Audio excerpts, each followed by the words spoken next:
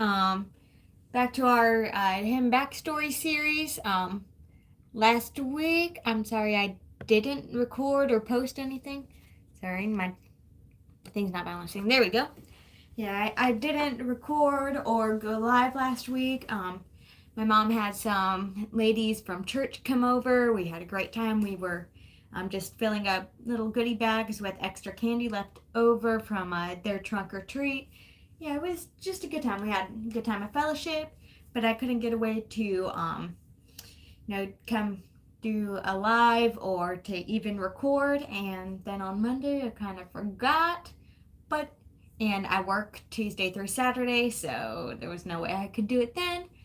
But we are back, and as you can see, we are doing Great is Thy Faithfulness for our backstory today. Now, I've been trying to do more like Thanksgiving themed hymns for our series this month since Thanksgiving is this coming Thursday.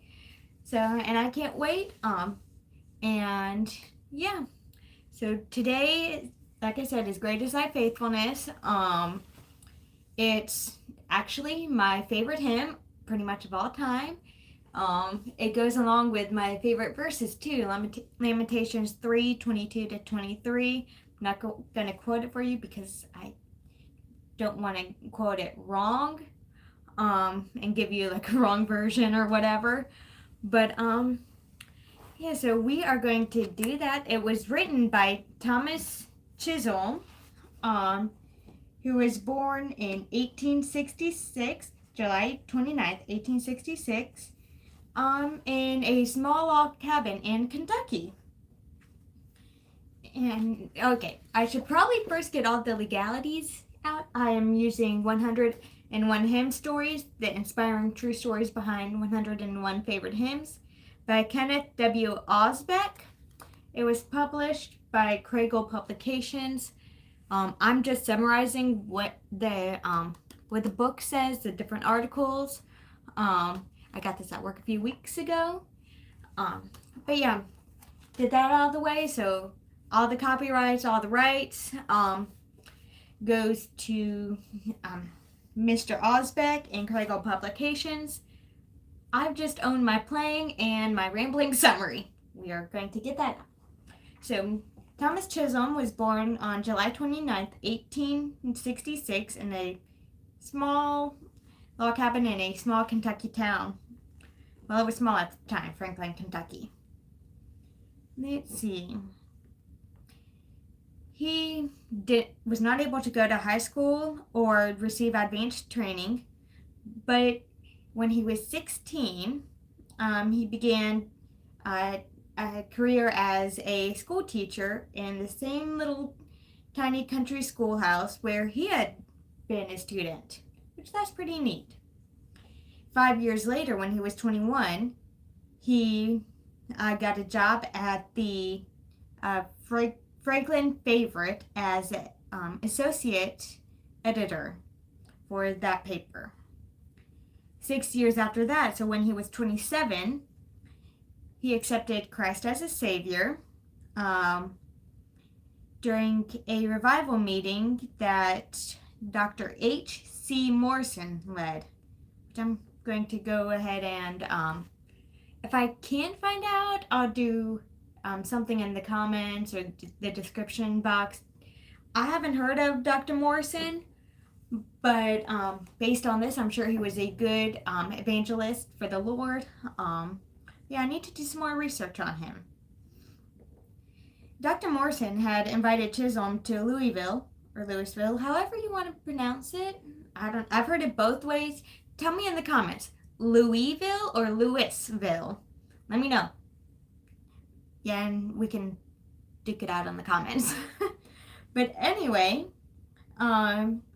he became, well, after he moved to Louisville, he became the office editor and business manager of Dr. Morrison's publication, the Pentecostal Herald. Sounds very dignified, but I'm assuming it's kind of like the Sword of the Lord or the Revival Fires paper that we have nowadays. It's just a bunch of good devotionals, good articles, geared for men, women, and children. But anyway, a little while after he moved to Louisville, Chisholm was ordained to the Methodist ministry, but after just a brief time being the Methodist pastor, he had to resign because of poor health, which he had kind of always had, but it just, I guess, kind of exacerbated with stress or with moving to a new area. So he just had to resign, pick his health back up. After 1909, he actually became a life insurance agent in Winona Lake and then Vinland, New Jersey. So he's kind of a jack of all trades at this point. A school teacher, a pastor, paper editor, a manager, and a life insurance agent. I mean, that's 5 things, which is, he's talented. Like I said, jack of all trades. In 1953, Thomas Chisholm retired. Then he spent the rest of his life at the Methodist Home for the Aged in Ocean Grove, New Jersey. During the course of his life, Thomas Chisholm wrote over 1,200 poems, which appeared pretty frequently in different papers and publications such as the Sunday School Times, Moody Monthly, Alliance Weekly, and many more. A lot of these poems, including Great Is Thy Faithfulness, have become prominent hymn texts. In 1941, Mr. Chisholm wrote in a letter, "My income has not been large at any time due to impaired health in the earlier years, which has followed me on until now. Although I must not fail to record here the unfailing faithfulness of a covenant-keeping God, and that he has given me many wonderful displays of his providing care, for which I am filled with astonishing gratefulness." In 1923, he sent several of his poems to Reverend W.M. Runyon, who is a composer to Great Is Thy Faithfulness. He was also a musician associated with the Moody Bible Institute, and Reverend Runyon was also editor with the Hope Publishing Company until he died in 1957.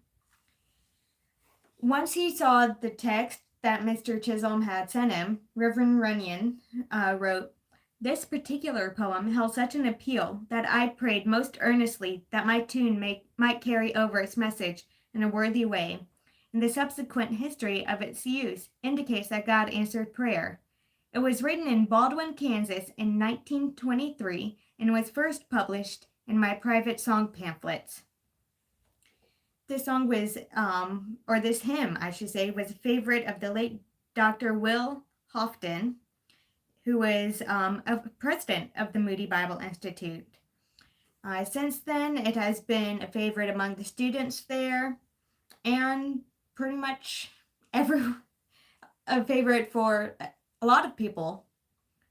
See, Bev Shea, which I've talked about her in another one of my videos. I can't remember which, but if I could figure it out, I will go ahead and link that in the description box as well. Bev Shea states that this hymn was first introduced to audiences in Great Britain in 1954 by the Billy Graham Crusades, and has since been a favorite there as well. In Nicholas L. von Zinzendorf, I don't know. I'm going to have to look him up too. He wrote this. Hold on. This might be going to the, So disregarded about the Zinzendorf. That goes into the other one. But anyway, that's the backstory to Great Is Thy Faithfulness. Which is pretty neat. My favorite hymn of all time and a favorite of many. So I've been practicing this hymn, trying to do it justice, since it is my favorite. So hopefully I can bring that across.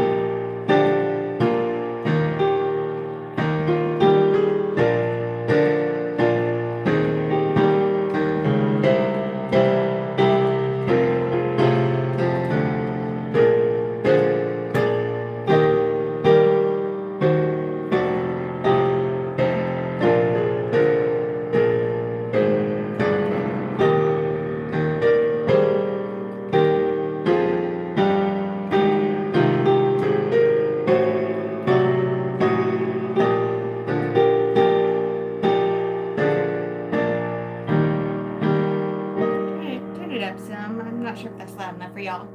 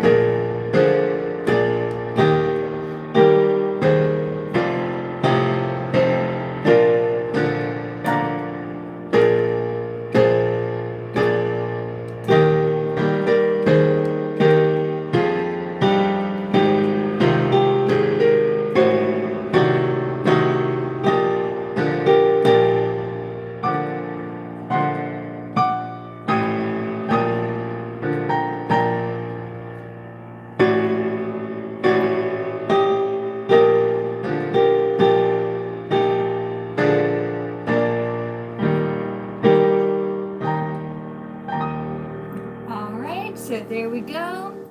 That was Great Is Thy Faithfulness. Sorry I messed up quite a bit toward the end. But yeah, I hope you enjoyed it. And so I'm hoping when I get off Wednesday to go ahead and get my hymn thing, I guess. I don't know. It's not really a medley, but I guess my video with all of the Thanksgiving hymns done and recorded. Might even do a live, I'm not sure. But I'm hoping I can do that Wednesday when I get off, because this week, we have a service on Tuesday instead of Wednesday because people may be traveling for Thanksgiving. So, excuse me. So hopefully I can get that done. If not, I will either go live or record and post Thursday morning. My compilation of different hymns, Thanksgiving hymns, hymn arrangements, because we do have family coming over, sister and brother-in-law coming in Wednesday, the grandparents coming in Thursday. But yeah, we'll see. But I am planning on doing it sometime this week, whether before Thanksgiving or the day of Thanksgiving, we'll see.